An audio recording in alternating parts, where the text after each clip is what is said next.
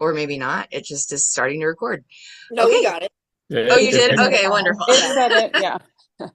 Okay, well, thank you guys, everybody, so much for coming to our very first session under pause doing summer school. Woo Um, woo. whoop, whoop. You know, the four of us that are part of this organization, and we kind of came together through our shared passion for this post-adoption and welfare support, hence the name pause. But but we are really excited to be doing another summer school under this new org. And I'm not going to take up too much time going into any other details about that because I want to make sure that Dan has enough time to present everything in his slides. For those of you that maybe Dan's a little bit of a newer face to, Dan is a trainer here in the Valley. He does positive reinforcement training. He has his Fear Free certification, and he has worked with a variety of different dogs as from owned dogs to shelter dogs to rescue dogs to service animals. So without further ado, I'm going to turn over the stage to Dan. Oh, one more thing before we get started. If you do have questions throughout the presentation, Dan has already given the okay to, you can unmute and go ahead and ask in real time. That way we don't have to try to remember things. If you don't want to ask a question out loud, but you have a question, feel free to put it in the chat and we'll try to keep an eye on that to make sure we get those answered. Okay, take it away, Dan. all right. Um, so today's main topic is going to be about compassionate volunteering with shelter dogs. It is obviously a fairly stressful world to be in, for us and the dogs. And I think the most important part when you step in to volunteer is to kind of not lose track about how hard shelter life can really be. It is loud. It's hard to find time to sleep because of the noise and the stress. They can smell it as well as see it. They very rarely get out of their kennels, so they're not getting anywhere near the amount of social time, physical exercise time, activities that they would like to have, so their needs are unmet. And again, people come in looking for dogs. They tend to expect good behavior, like these are well-trained dogs living in a home. So there's a lot that their dogs are having to kind of work their way through.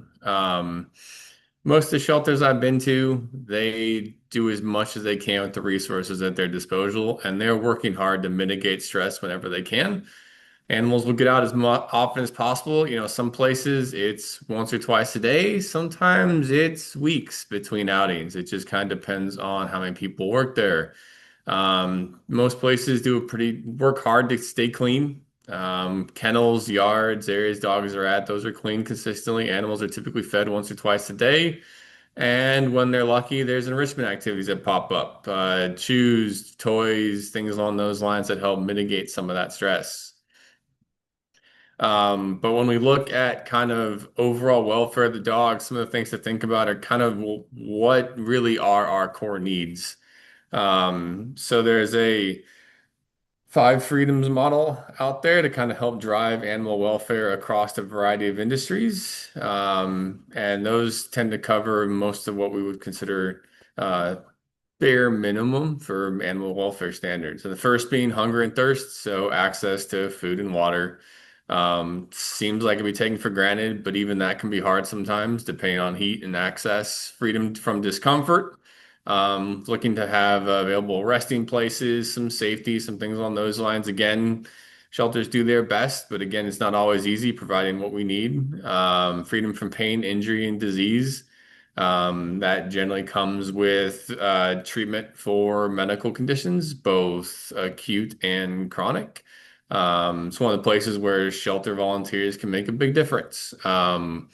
I think, shelter volunteers get to take dogs out, they get to see them move, they get to interact with them, they get to cuddle and pet and touch. And so we're in a good spot to point out to the staff of wherever we're at if we notice blood, if we notice limbs, if we notice damage to the skin, the eyes. We can help with diagnosing pain and or disease if they're sick. Freedom to express normal behaviors. So this one is probably the one that gets impacted the most in a kennel setting. Um, Dogs like to go sniff and run and move, be social, interact with people and other dogs. And that's where volunteers, where when we're pulling dogs, that is really what our primary focus is helping them just get out and express those normal behaviors. And the last one is a freedom from fear and distress. And this is where we can work hard to help them maybe not eliminate all of the stress that exists in a shelter setting, but do our best to make sure that their time out is as stress-free as possible. So, where do volunteers make the biggest difference? Like I said, the first one being express normal behaviors. So, when we get dogs out, we look at things like, can we give them physical activity? Can we give them mental activities? Can we help meet their sensory and social needs? Hard part with working in a shelter is that each dog is an individual. So when you do go out, being prepared to kind of shift and tailor your time to however the dog tells you will be most beneficial can make a big difference, right? So instead of just taking a tennis ball to every yard, can we take chews? Can we take scent boxes? Can we take tug toys? Can we take other types of toys that dogs might find more fun? Can we interact with them in a way that's more conducive to what they want? So maybe not all dogs want to be pet. Maybe they want to be chased. Maybe they don't want to be touched at all and they just want to be around. But we can work our way through that and help tailor those. And the second is provide freedom from fear and distress. And like I said, we can't eliminate all the stress of the shelter, but I do think what we can do and volunteers can always work to be better at is asking, hey, how can we help them alleviate stress? How can we make sure that we don't add stress to this outing? And the best way to do that is to really learn to read and respect body language, minimize forced activities, and maximize the use of low stress environments. I'll use county for example. You can pick a yard that is full of obstacles or maybe quiet. And for some dogs, the obstacle yards could be awful because they're in the middle of the facility and you're surrounded by barking dogs, and they'd rather be in a quiet yard. Where your more active dogs might love the fact that there are things to run around on, jump up, jump through, jump over. And so we can look at each dog from that standpoint. Most important part for anyone who volunteers in a shelter setting is safety for both the volunteers and the dogs. Um, so, how do we stay safe? First and foremost, we want to make sure we review and follow any rescue or shelter safety guidelines. They're going to know their facility best. They're going to have standard guidelines and rules that are required to help maintain insurance. So, making sure we follow those helps keep us safe and helps keep the rescues and shelters open. The second is to be aware of and proficient in defensive handling techniques. Um, Dogs are going to have bad moments. Having the tools in your toolkit to prepare for those what if scenarios may make a world of difference in keeping you and that dog from having a bad incident. So, having a plan when you're out and about of how you're going to handle a loose dog if you have a dog with you and if you don't. What happens if you're involved or witnessing a fight between two dogs or between a dog and a human? Knowing you have a plan ahead of time will help make sure that those risks are mitigated and we respond accordingly.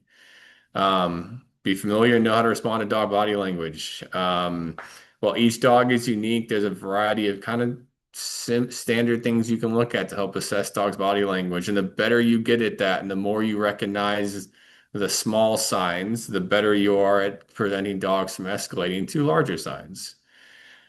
Always be aware of where your nearest indoor safe spaces or escape routes are and how to access them. It can be pretty easy to get turned around. I know I hear a lot of people talk about getting lost when they're at the New East facility because it's a little bit of a labyrinth. So understanding how you can escape when you need to is a big deal. Always have a leash attached to your dog, the dog you're working with. I think this is a big one, and I think one that I don't necessarily see people do less of a county, but other facilities, people take these for granted when they know the dogs. But I would tell everyone you really want to make sure you have a leash attached to the dog you're working with and carry a second leash. Dogs' emotions can change. Triggers can walk by the yards. They can hurt themselves. They can be sick, and if they decide to aggress, that leash can make a huge difference because if you have the ability to control them a little bit, you can make a big difference keeping everyone safe. Last but not least, if you have the ability to take the time to read any notes on dogs before interacting, if you have an idea of what you're going into, you can take appropriate precautionary steps beforehand. So, what do we look at when we're looking about What are we looking at when we talk about what are we pulling? Noting you have a dog reactive dog, a stranger danger dog, a hyperactive dog, or a calm or easygoing dog may change how you approach going into that yard. And you also want to make sure that you're comfortable with the combination of both size and behavior. The bigger the dog gets, the larger the risks get. I had a mentee the other day come with me to a training session. We were working with a 65-pound boxer, perfectly safe, but when that dog jumped on her lap, she was unable to get up from a seated position, which in a kennel environment, if you have a big dog on your lap, if that dog decides to aggress, there's a lot of folks who are not going to be big enough or strong enough to get that dog out of the way. The second thing to keep in mind is plan out your kennel pull. Most facilities will have two exits to the kennel, and you can decide which exit is easier to pull from, which one poses less risk. The second thing to think about is where are you taking the dog?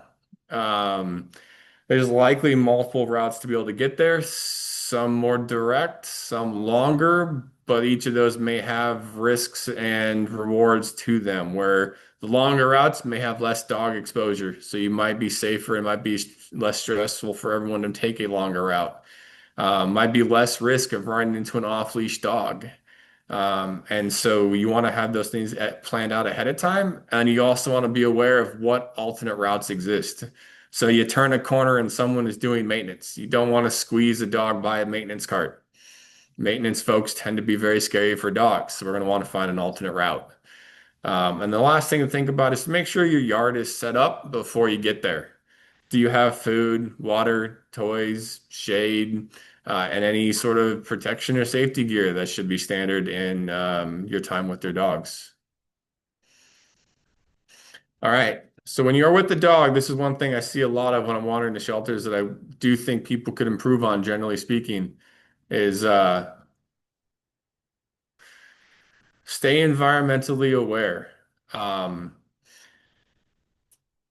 It's easy to get lost or get sucked into your phone. Even if we're just taking pictures of the dog that are out with.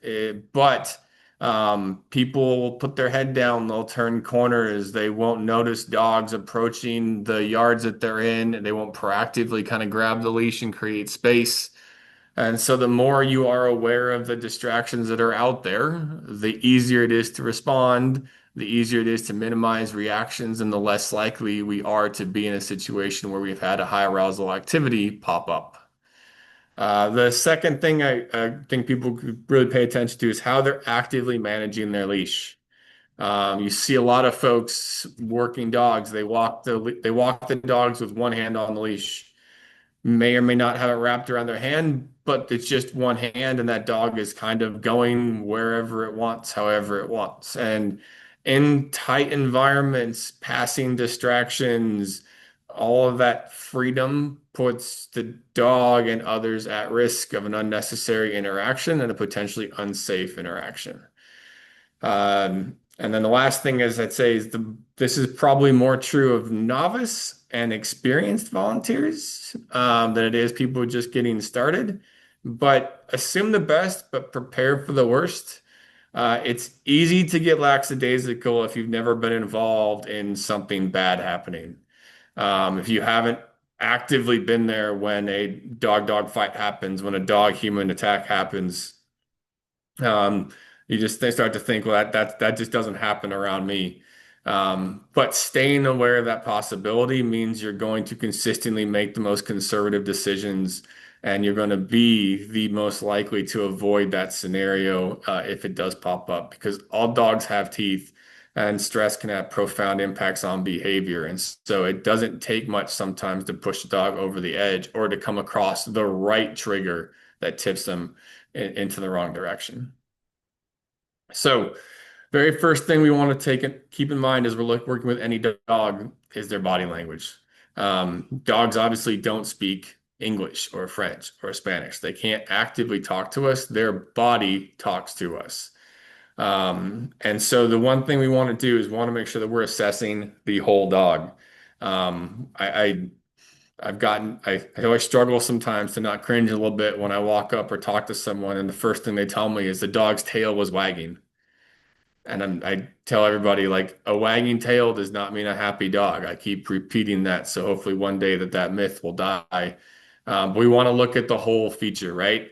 There are absolutely happy tail wags. Big circular looping tails are typically fairly happy, but just a normal wag just represents arousal, right? There's high, low, medium, there's speed, there's directionality, there's a lot of things to consider, but we want to look at, is their body tight? What are their eyes doing? What are their lips doing? Are they making any vocalizations? How intense do they seem or feel?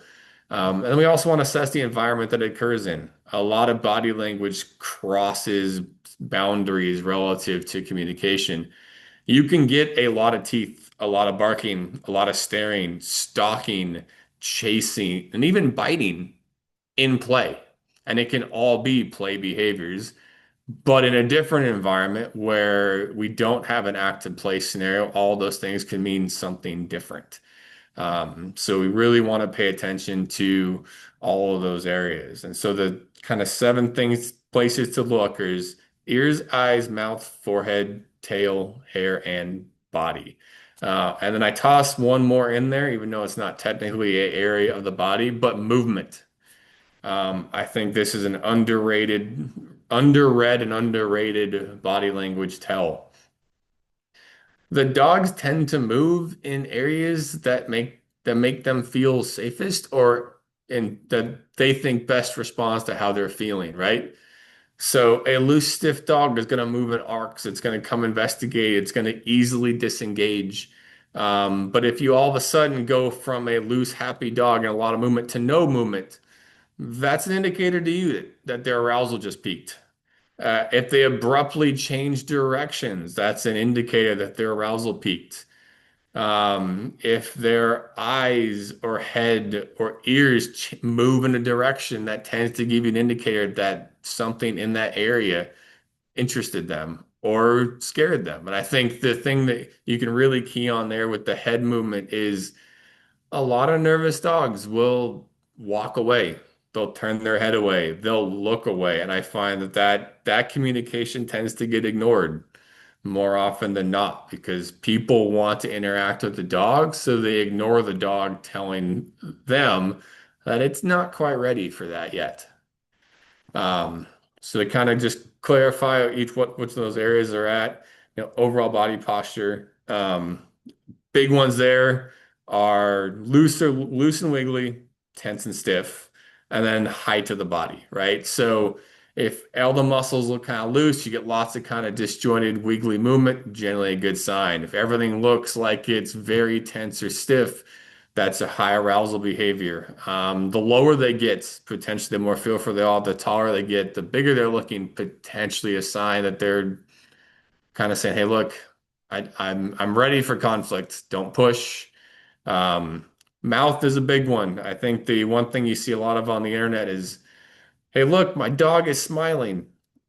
And while I do think that there is some happy and some ability to smile, dogs don't tend to maintain a teeth showing smile, even in a happy looking face for extended periods of time. So if you see a dog who's actively holding a smile for 25, 30, 45 seconds a minute, you're actually much more likely to be seeing a stressed dog than a happy dog. You should see it come and go and pop up when happy things happen and then reset. Most people are familiar with piloerection or basically hair coats standing up or lying down. Again, not always an indicator of aggression, but is an indicator of arousal. And that's why you'll see a lot in dogs in a home when the UPS guys knock on the door, or if we're super excited during healthy play, you'll see dogs who have piloerection. But it doesn't necessarily mean aggression. Tail. Obviously, there is a huge range of tail carriages, and so it's dependent on the animal, and then within how that animal normally holds their tail, what does that look like? Because for instance, a a pug's tail, curlicue tail, sits very differently than a husky tail, sits very differently than, say, a German Shepherd or a Whippet tail. But primarily, the biggest things to look for as far as, hey, look, how do I stay safe? One, low to tucked, wrapped under the belly, super low, glued to the skin, generally a sign of extremely scared dogs, very unsure, very nervous. The other one that can be that's a big red flag is held really high. So kind of pointing towards the sky, very short movements, almost vibrating. That is typically a precursor to some level of aggression. Um, Eyes and ears tend to go hand in hand, but we get kind of eyes will be directional, straight on, looking away. You can get whale eye for dogs who are very fillful, kind of a side eye, big look. Ears can be up, forward, airplane, pinned back. Forward kind of shows your interest. Pinned way back is typically kind of fear. Airplane or middle ground ears are typically somewhere in the middle of like, I'm interested, I'm curious, I'm unsure. And we want to pay attention to how that plays out. Vocalizing is the last one. Most people have heard a dog growl or bark or whine. I think a few things to keep in mind there too is that not all of those are always bad, because again, context matters. I've played tug with a lot of dogs who have made a lot of really scary noises while we play, but it is a play noise, not an aggressive noise. And if you're ever unsure, bring in someone else who you trust to read body language well and ask for their opinion. I've been doing this for close to a decade. I've had to bring in people a few times where I've had dogs that I really wasn't 100% sure whether or not the growl was a good or bad thing as I played. So just you guys haven't heard of the artist called Lily Chin. Um, She and her dog here, Boogie, are little famous for her caricatures, and so she does have a fair bit of information out there, with kind of cartoon versions of dotted body language. And so here's a variety of examples and how you can see a large span, of what that body language looks like.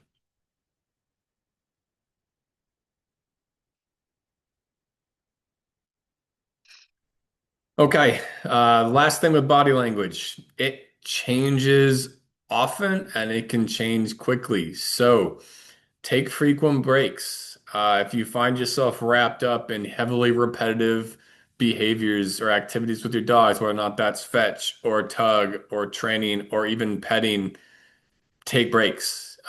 Give the dog an opportunity to choose something else. The most people have heard of the 3 second rule for petting. So you pet a dog for 3, 4, 5 seconds, take your hands off for 2 or 3 seconds, see what the dog does.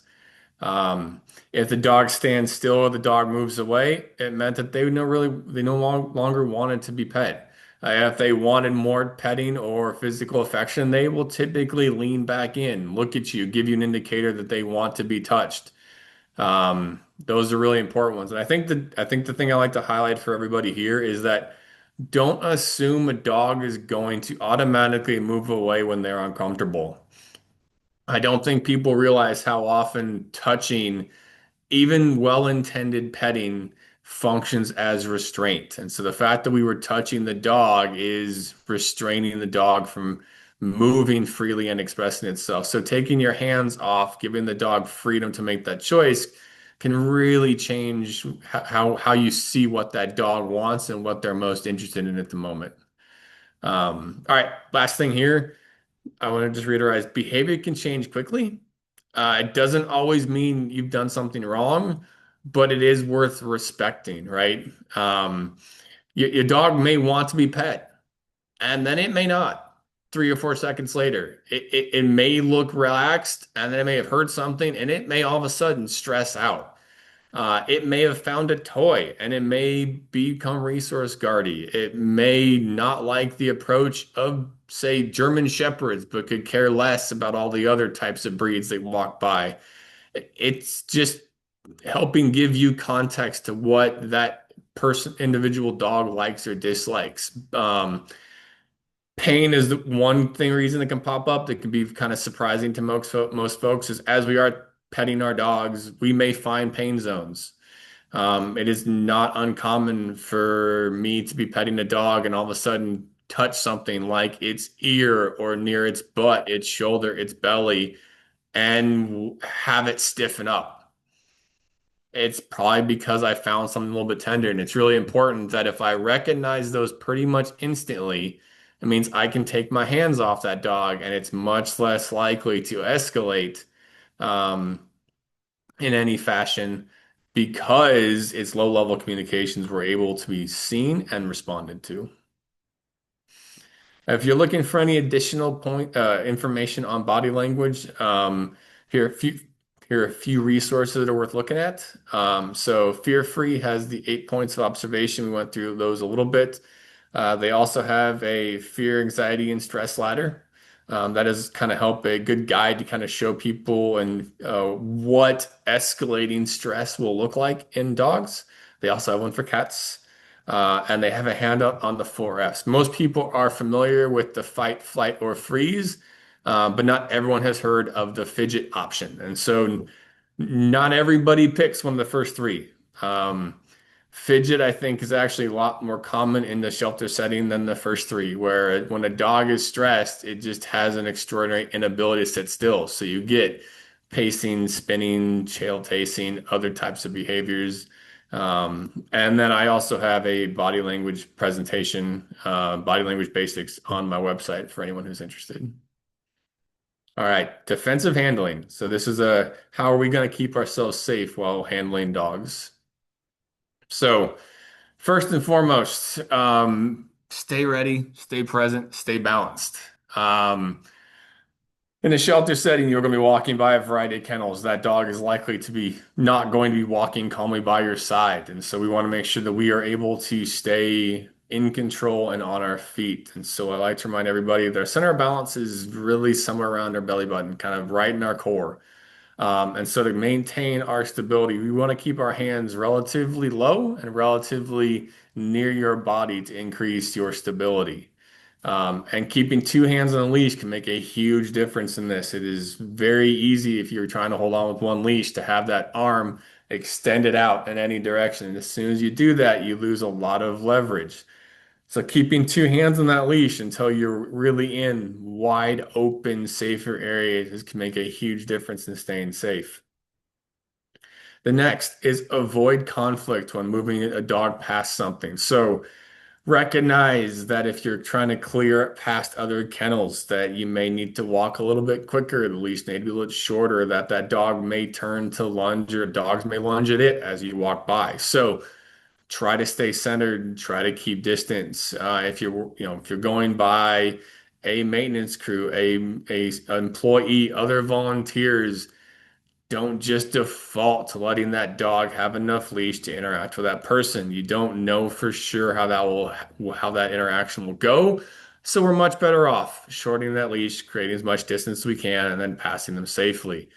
Uh, if you are stuck and you have a dog who is struggling, we want to find visual or physical blockers to prevent access, both literally and visually, to the thing that's potentially scary or triggering for our dog, or if you're hiding because another dog is struggling to help that other dog. And the last, and should be used very rarely, is to physically restrain movement. So the realistically, we probably shouldn't ever go any farther than shortening the leash all the way. You want to try to avoid any big handling techniques. Now, some dogs you might be able to put a hand on, you might be able to help restrain, hands on shoulders, hands on heads, but it's going to come with significantly more risk to you and a redirect if you're physically using your hands to restrain a dog. Um, okay, stay upright. So again, if you can stay on your feet, stay on your feet. A lot of folks will get on the ground, they'll get small, they'll may even sit down to say hi if you're trying to gain the trust of the dog. You can squat, you can take a knee, but I would never sit. You want to make sure that you're in a position where if you have to, you can stand up quickly and easily. So if I do need to sit, I'm going to find a bench or a chair. I'm going to sit on the edge and make sure that I am always angled on and ready to get back up. Um, if you're on the ground and the dog comes at you, you will not get up fast enough. We want to make sure that we are safe and ready to move. So it's a great picture here. Of a stiff arm. And this is a very quick and easy go-to with the leash. If a dog is becoming too jumpy, mouthy, or in situations where the dog is clearly showing signs of discomfort. I actually know the context of this picture, and they were doing an assessment on this dog, and it went to bite. It may or may not even have her shirt. Um, but being prepared and practicing this is really important. The quicker you're able to do this, the more likely you are to be safe. So you want to basically, with leash in one hand, other hand is on the other leash, is you shorten that and you immediately just bring your hands out away from your body to move the head of the dog away from you. Um, this is likely to be a very short-term solution to keep the dog arm lengths away.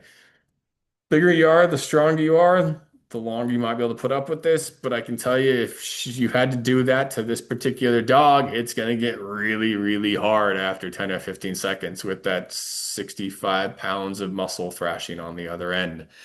So we do that to create space, and while we get help, to restrain and safely remove that dog from the situation. Step two, the second option, tie out. So there are a variety of a tie out is used to restrain a dog when you need to create space. And so Holly's always handed out carabiners to folks. But what you do is you slip the carabiner on the end of the leash and you clip that carabiner to something. Ideally structurally sound, but if you have to, just anything, a chain link fence, a pole.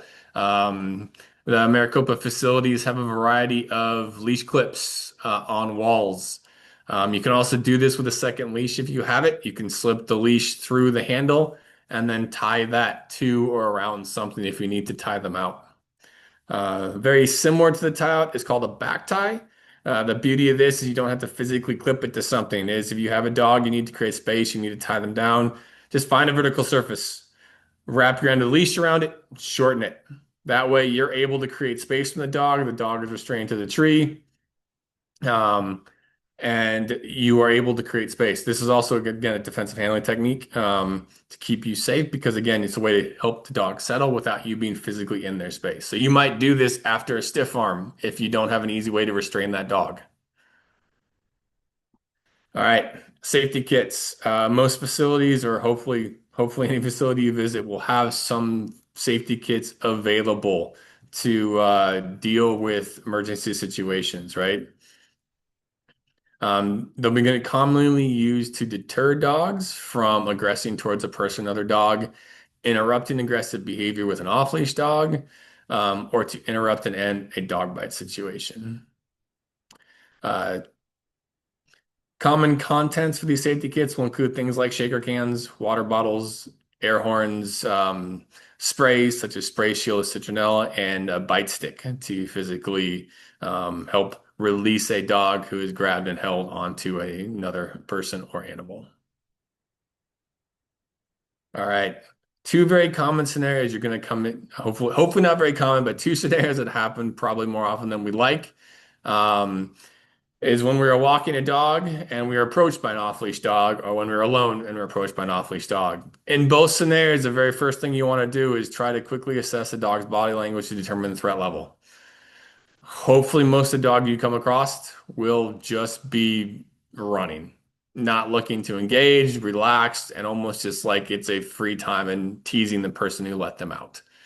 Um, you do want to default to assuming the dog will be dangerous unless you see evidence to the contrary. And your first instinct should always be to retreat from the situation while facing the off-leash dog. And so don't turn your back. You want to make sure that you're able to track any threat if it exists, which you cannot do if you turn away. All right. So if you're walking another dog and an off-leash dog approaches you, don't put yourself between the two dogs. And that feels very natural to most people, but getting in between those two dogs significantly increases the chances of you getting bit. And once you've been injured, the entire situation becomes much more complicated and unsafe for everybody else. It's the best thing you can do is make sure you stay healthy. Second, create space using tools to deter the other dog from approaching. So my immediate go-to if I see an off-leash dog is to toss treats at that dog. It's amazing how many dogs will stop in their tracks for a second if you pelt them in the face with food.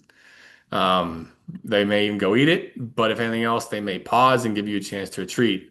The other one that's fairly straightforward and fairly easy if you practice it is to helicopter your leash or your second leash and basically kind of spin it in front of you as a noise deterrent and space creator. And the last ones from there to use a noise or spray deterrent, the spray shields of water bottles, some of those things to help back them away.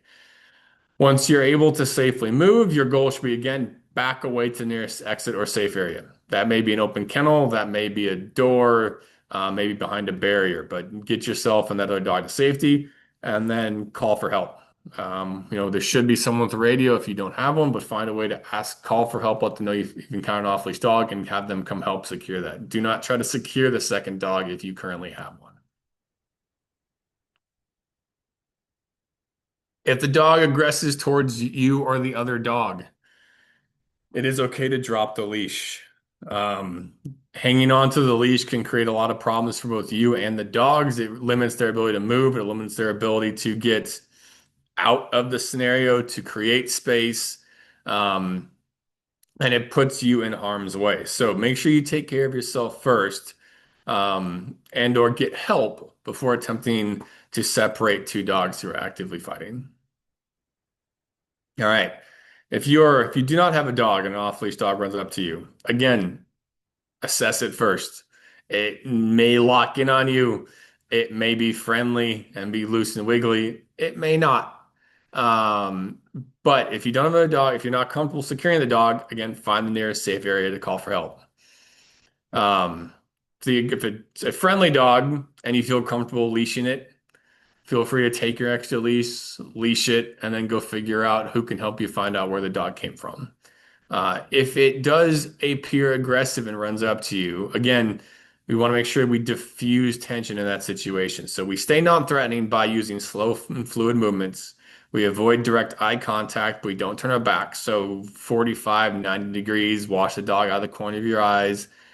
And we want to limit how much noise you make. Now, you might yell out a stop or a no singular, but we don't want to create a lot of noise, a lot of loud noise. We don't want to make the dog be more threatening to the dog in that standpoint. And again, back away to safety. When it's safe, call for help. Now, if it continues to threaten, you can also look into your safety kits, get in mind the kennel. If the dog is actively aggressing, feed the dog something. So if it is jumping, if it is mouthing, if it's trying to grab you, give it a jacket, give it a toy, give it your extra leash, give it a treat pouch, get something in its mouth to direct its mouth off of you and onto something appropriate. Uh, Whatever you do, stay on your feet. So if you need to find a wall, a kennel, a doorway, something to brace yourself as this dog is lunging, jumping, knocking into you, grab something to hold on. The more you being on your feet is safer than you being off your feet. If the dog does grab you, you want to kind of assume control position, which it isn't necessarily a bodily position, but if the dog grips on something or grips on you, we want to kind of put our hands near the head and shoulder. We want to try to minimize how much of that shaking occurs. A lot of the damage done in a bite isn't during the bite, it's during the shake. That's when things tear and rip. And so we can minimize how much power the dog has by grabbing the collar or the head to minimize that movement. If you are in a bite situation, again, don't pull the dog off of you. The more you pull, the more we tear. We want to push the dog farther into the bite until they release. And when they release, that's when we let go.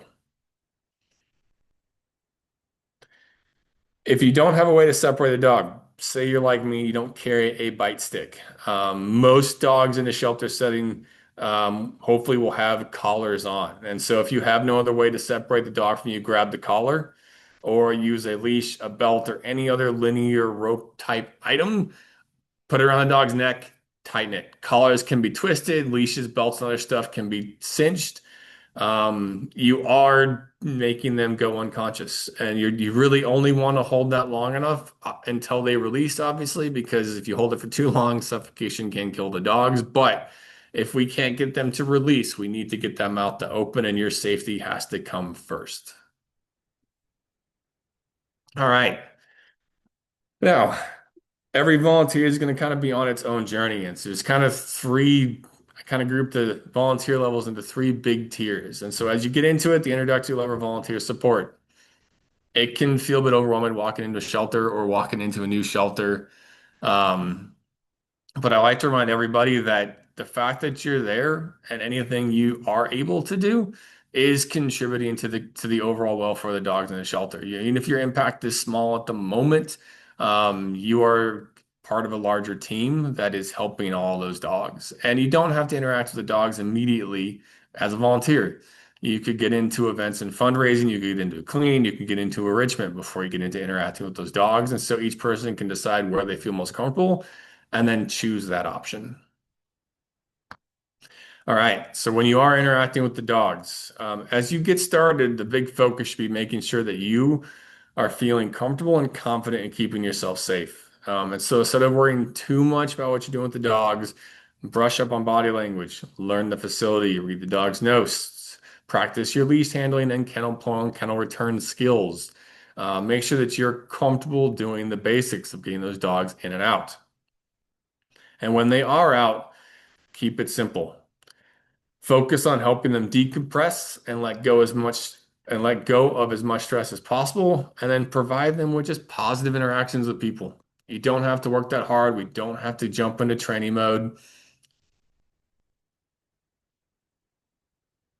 And you just want to make sure that it's as happy as you can for the dog while they're out, so that way they are more likely to look forward to the next person who pulls them. Now, how do we promote decompression? We can do that a few ways. We can identify low stress locations. That may be areas with enrichment options. That might be areas with shade. That might be areas with less noise.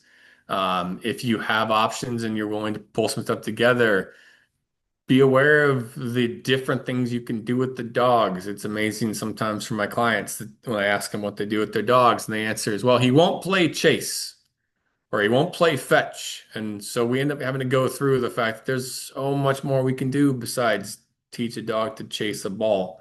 We can tug, we can chew, we can socialize, we can sniff, we can do a lot of things with those dogs in those instances. But we do want to make sure we let the dogs drive the interactions and the activity. It can be a little bit of a letdown if you have a dog that does not want to really be social with you, but that's also okay. If that dog needs to sniff and mark every single post in that yard because that's what feels good in the moment, let them do it. That is their coping mechanism for the stress that they are under. So, how do we make sure those interactions with people are positive? Respect their boundaries and their preferences. Not all dogs are going to want to be pet. Not all dogs are going to want to be pets in all places. Some dogs may want a butt scratch. Some dogs want an ear. Some dogs just may not want to cuddle. And then I like to remind everybody, because this next one's a bit harder, but try to strike a good balance between pictures and other promotional activities and the dog's stress level. It is I don't know, unfortunate is the right word, but really common to watch volunteers in the yard where getting content seems to be the only thing on the mind of the folks who are out with those dogs. And if it was just one person doing that, it wouldn't be that big a deal. But that pattern starts to add up, and the dogs start to become less interested in people if the primary reason they're out is going to be put in stressful situations. And some dogs find the idea of having their picture taken stressful. Some dogs, we have to start asking them to hold positions for too long. We might be trying clothing or other stuff that dogs are not interested in. And so really be careful. Make sure that if you're pushing any of those boundaries, make sure you're doing it with dogs who are handling it better. If they're really stressed, keep it to a minimum, take a break, pull them a few more times to get additional content. Don't feel like you have to squeeze it into one outing. All right. And then last here, carry rewards. It's a small peeve of mine, just because so many dogs, and not all dogs will take food, but so many dogs love getting snacks and they are so stressed. And so I really would love to make sure that I really would love to see every volunteer who ever goes to a shelter setting have a treat pouch on with a bunch of food ready to dole out liberally. Yeah, the dogs generally love it. They generally need it. It's a stress relieving activity. I mean, you can do so much interesting stuff with food, and it's very, very simple. All right. Speaking of those things that we can do with the dogs while we're volunteering, this will vary by location, but here are just some examples, right? So physical activities. You can walk. Most facilities have a place where you have walking paths, areas to move, something we can walk through. If the area you're volunteering has a splash pad, water features, things along those lines to give the dogs a chance to splash and move and drink, you can do that. You can play fetch, you can play tug if they have treadmills. You can bring obstacles, some cones and dowels and stuff. You can create obstacles for them to run under, over, jump over by. You can give them solo playtime. Some dogs love to chew. Go for it. And if you're more on the food side or the enrichment side of stuff, you can do puzzle toys, bubbles, destruction boxes, set up scent stations, some scatter feeding stuff toys. Honestly, there's a whole world out there of enrichment stuff, and I tell everyone just try not to get stagnant. Be creative, take a little extra time. I guarantee you the dogs will appreciate it. All right. One of the other things I kind of want to highlight here, and this goes back to a little bit of picture taking stuff, is recognize that consent um, exists with our dogs. Maybe not the true scientific definition of consent, but um, for this, I'll define consent as giving our dogs the means of choosing to interact with us or not. Um, and I think for most folks will recognize that giving dogs choice actually builds confidence, and confident dogs tend to handle stress better, tend to be happier, which makes them more adoptable. So if we can give them those choices and empower them to make good choices, that generally is a huge impact on their overall welfare. So how do you determine if what a dog is choosing or if they consent? So I'll go back, that goes back to body language. If you give a dog a choice, they're either going to register it as a positive or negative. And right, so if it's a positive, you're going to see them continue to interact with something, engage with it. If they go away, they'll come back. You're going to get their movement, their body and their head is going to orient towards those things. They're going to check in with people if people are the thing that they want. They'll stay relaxed and they'll continue to kind of work for that thing that they enjoy. But on the opposite side of that, if you're getting the head, the eye, the body movements away from the person, the toy, or the item, other stress indicators like whale eye, lip licking, lower held body pressure, displacement behaviors like a random change to go sniff or lick or shake off. Those are likely indicators that some stress just kicked in, that they're no longer engaged in whatever, want to be engaged in whatever behavior we were trying to get them to work through. Um, Try to think about it don't think about it from a human perspective. Or just assume that because other dogs like this, that the dog in front of you will. While there are absolutely breed tendencies, every dog is unique, and so their preferences will change, and it's important to not try to force them to be something that they're not. Okay, intermediate level. So kind of what happens once you've gotten comfortable? How do we take it a step farther? So To do that, we can be a little more proactive in how we're spending time with these dogs. We can try to have a better plan for each dog. We can work on managing arousal. We can start to teach some tricks or skills. If the dog is willing, we can work on loose leash walking, and then we can build kind of some adoption promotion and get them adopted. So what is the plan? I mean, have you looked at the dog? Have you looked at the size? Have you looked at the notes? Are there specific toys they like? Would they prefer having slightly more length of the leash, a longer leash if you're going for a walk? What enrichment items are you going to try to use? Do you have a variety of those available? What treats, food, or toys are there? When you pull a dog out, you also may want to prioritize interaction. I know this can be hard for some folks, especially with bigger dogs, because we have our needs too when we go to the shelter. We may want some dogs who love to cuddle, who want to be pet. But I think from dogs who are pent up in kennels, sometimes the best thing we can do is push ourselves to be more active. So we want to burn that high energy, that physical energy off first. And then we can help bring them back down by working through mental activities like training and toys and sniffing. And then if we can, dog will get there, then we can talk about calming activities. You may not get through all three of those. You may not even get past that first one with a dog, but recognizing that that's your progression gives you something to think about as you're spending time with those dogs. So, managing arousal. Stress and arousal tend to go hand in hand. And so it's the primary reason for most of the behavior we see in a kennel environment is stress leads to arousal, leads to barking, spinning, reactive behavior. Dogs do those behaviors because that is what their genetics tell them to do when they're stressed. It's not a choice. They're not doing it on purpose. It is their coping mechanism. And so we help them manage their energy. First thing we have to do is embrace their behavior is a necessity, and we can do that with empathy. So instead of trying to fight against the current and make them do something that they're not capable of, we want to provide an appropriate outlet for their energy to get spent in healthier ways.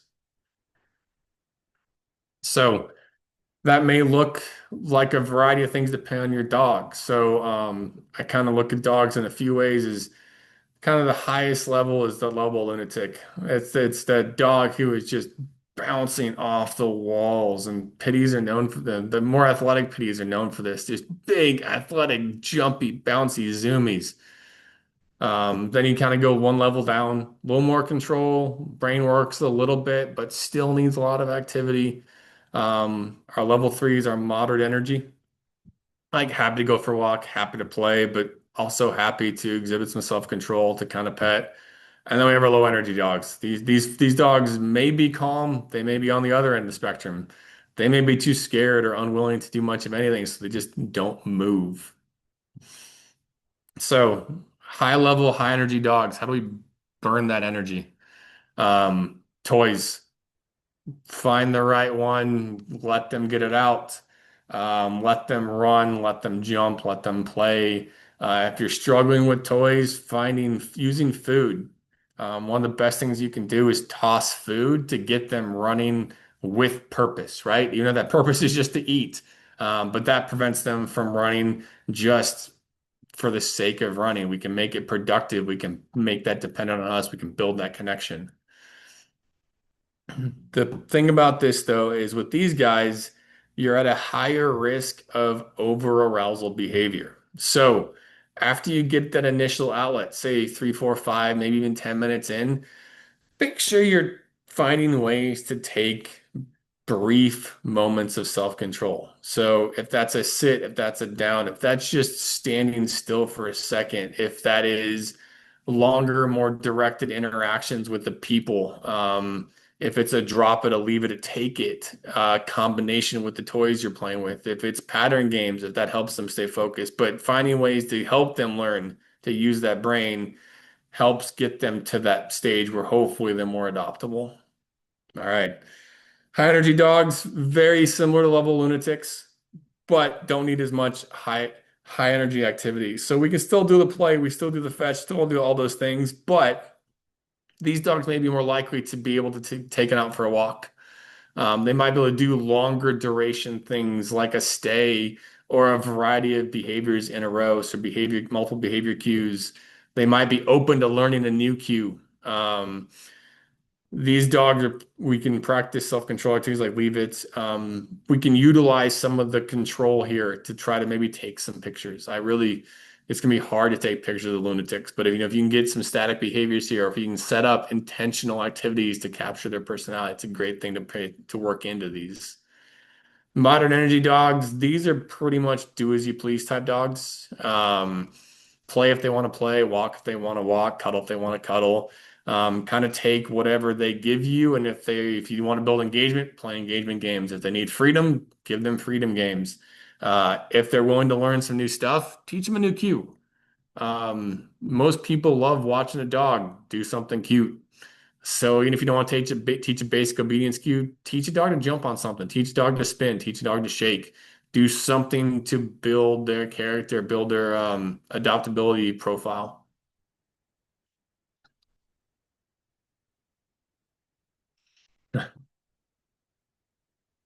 Last one, low energy dogs.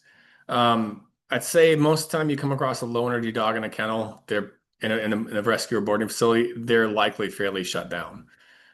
So you can reward them for that. You can ask for four on the floor. You can provide more structured activities.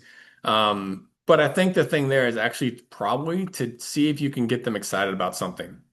Um, See if you can get them engaged in physical contact or in play. Sometimes getting those dogs active helps burn energy, helps them release some of that stress, helps them believe that there is a safe area for them to be in the particular shelter setting. And so that's really where I like to focus my time with our low energy dogs, is actually seeing if I can get them more active. Um, Simple tricks. I mean, most people like, if you can get a dog to think, most people like a dog who will sit, who will down, who will drop it, who will leave it, who will recall, who will loose leash walk, or even a heel if you're up for it. But if you got a dog who's willing to work for you, learn to teach a handful of basic obedience cues and have some fun with it. It doesn't have to be work, but if the dog can learn to do it, it's going to likely make that dog more adoptable and give the adopters less they have to deal with when the dog hits their home. All right. Kind of wanted to highlight a few things here just for everybody since we are in a shelter. Just to say what makes good content. Um, so you want good content to your dog, don't model your behavior after me. I take terrible content, but things you can do to make that better, get close and zoom in. Get the dog's best features, find the appropriate light, take some action shots, get them playing, eating, chasing, doing stuff. Use burst mode or take a lot of pictures. I think one of the reasons why I'm a terrible content creator is because I am not good at taking a ton of content and then paring it down. I take a few pictures here and there, and well, they mostly turn out like trash because they're blurry and I don't take enough content. I don't use the right tools here. But content is a quantity game. It may take 40 pictures to get three solid ones, but the more you take, the more likely you are to get there. You can do frame grabs or stills from videos as well, if that's easier and you have that ability on your phone. Um, Play with different angles, play with different lights, use a solid color backdrop. A lot of that can depend on your dog. Black dogs and black backdrop, obviously not a great idea. But black dogs, finding the right angle, finding the right light can be really important to getting personality out because they do tend to wash out for pictures. All right. The last level here, we're really getting into this. You're showing up a lot. You're really trying to really going and taking upon yourself to teach these dogs as much as possible. Um, that's when we start literally looking at, hey, look, how can we go build skills with some of these dogs? Now, one thing I will say about jumping into this category, even if you have the skill sets to do so, a lot of these activities are really only value add if you have a team working with you on a specific dog or you're showing up consistently to work with a specific dog. So things like reactivity, desensitization, counter conditioning, if you do that once and then you don't pull that dog again for a month and no one else has done it, you're likely going to put that dog through stress that didn't necessarily gain them something. So it's something to consider here if you do decide to start to take on some of these items, is that you want them for it to be successful, we have to be committed to getting the reps in to make some of the stress of working through this worth our time. So reactivity or some sensitivities in dogs. For this context, I'll define reactivity as an item, person, or animal that known as a trigger that causes a reaction of fear, anxiety, stress, discomfort for our dog. Not all reactivity is barking. That's what we think about when we think about reactivity in general. But it can include levels of flight, freezing, or fidgeting as well. Dog can be really reactive and really avoidant. We don't tend to label them as much of a problem, but that really scared dog is suffering from a reactive session as well. Now, most people, I like to remind people that a lot of reactivity, the people are anecdotal evidence suggests the reactivity is a lot of it is fear-based, with frustration being kind of the second most common cause. And so we're probably seeing a lot of that in the shelter setting. The combination of the fear of the unknown and that shoot other dogs or just unknown dogs, and a lot of frustration built up in the shelter setting. So the two primary things we work through with this is we use desensitization and counter conditioning. Those are our two big training tools. Um, it's important for everyone to recognize with both these tools, we are training for a situation. We are not training in a situation. I am not going to work on dog-dog reactivity in the kennel wings of a facility with these dogs. I'm not going to stand there in the middle with a dog that's reactive in a wing with 40 other reactive dogs and try to resolve reactivity. I'm going to fail. Everyone's going to be stressful and everyone's going to end up worse for wear. So we want to make sure that we are setting up situations and environments to develop skill sets before we move on to harder and harder environments.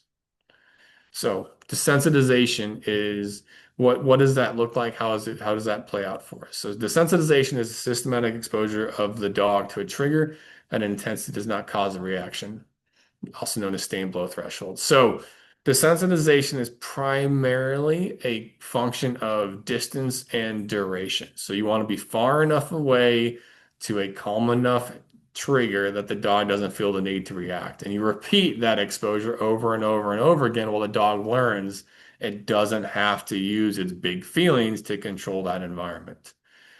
And then as it gets more comfortable, we manipulate those in variables to make it harder and harder. Now, desensitization, I will tell you right now, can work in a shelter environment, but is unlikely to work by itself because we lack a lot of control. We lack a amount of space. We lack access to other animals, to other people, to other stuff. And so we generally, if we're going to be successful, we pair it with counter conditioning.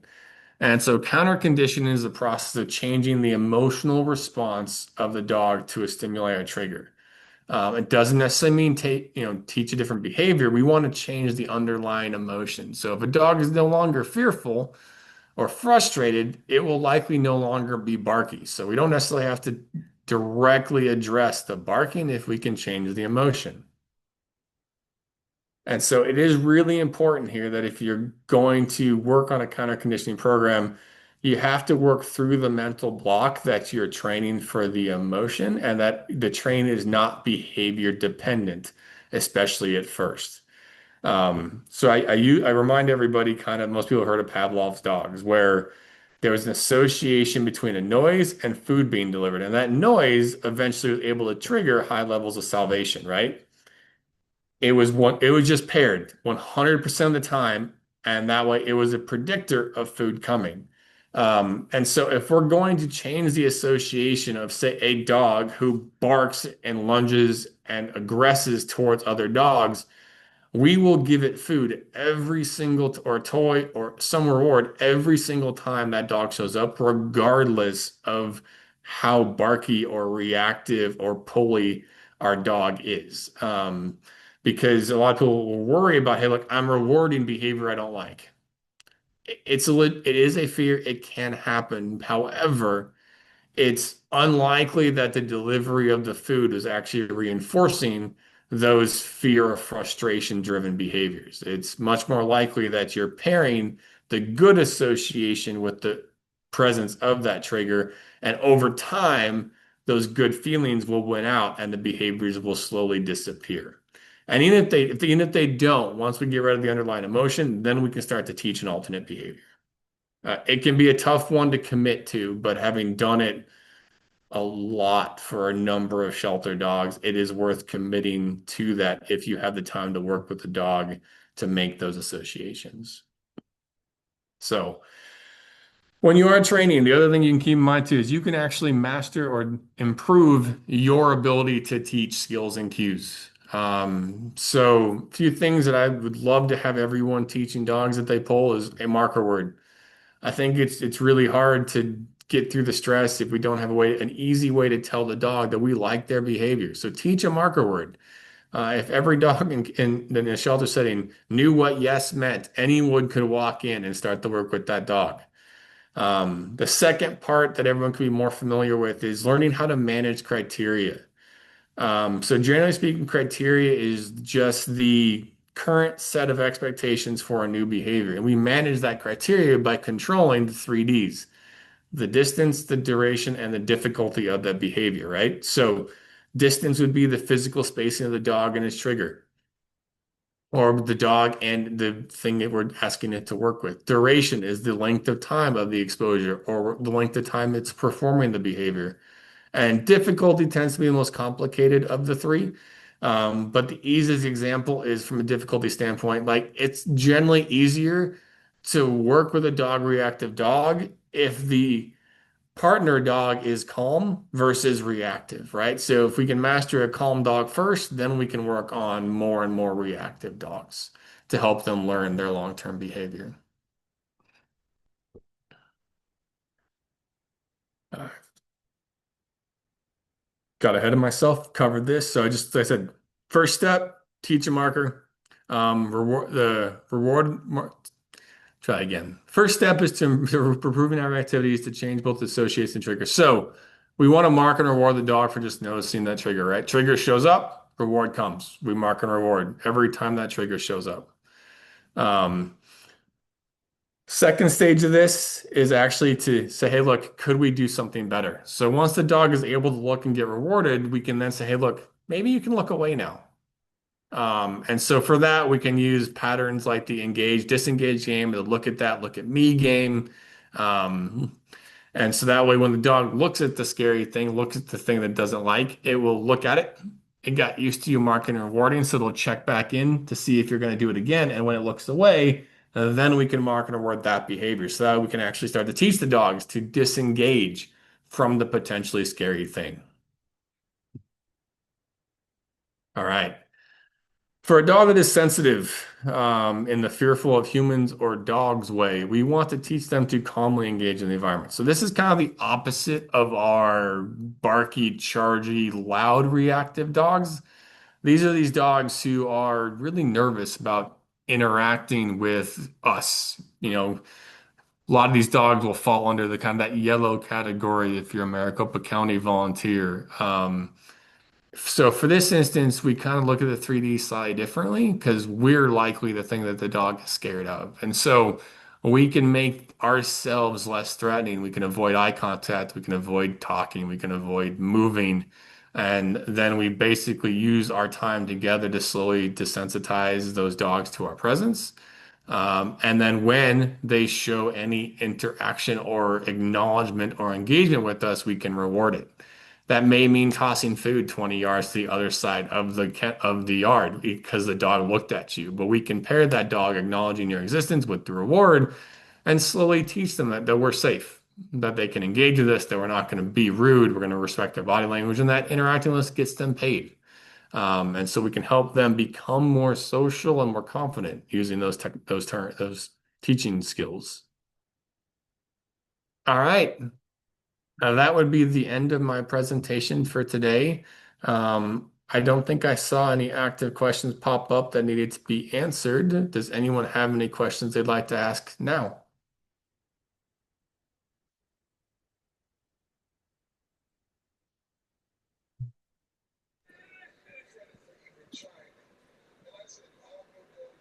Nope. I hear sound, but I don't know if Sorry, that was someone. me.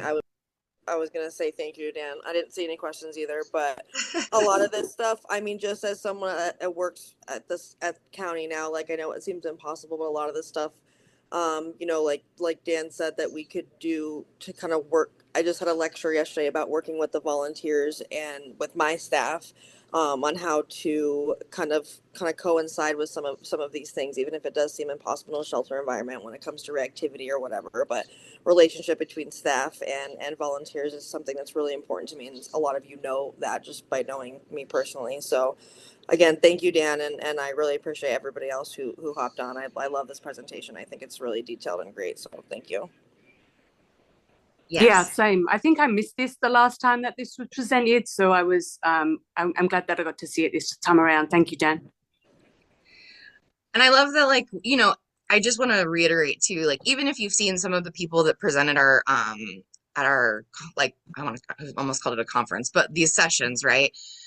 Doesn't mean that we're not constantly adding to them.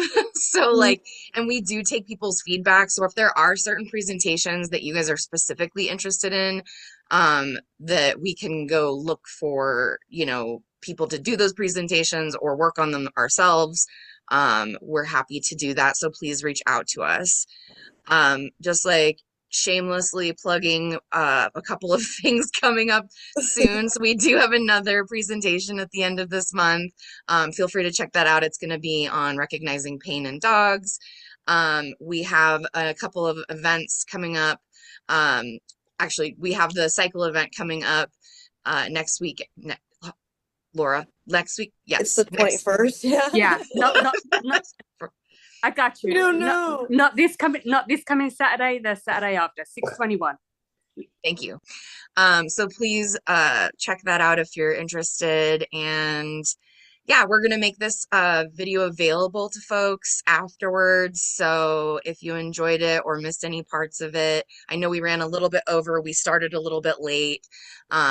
We tend to do that because we're all, well, we're not all talkers, but but I'm a talker.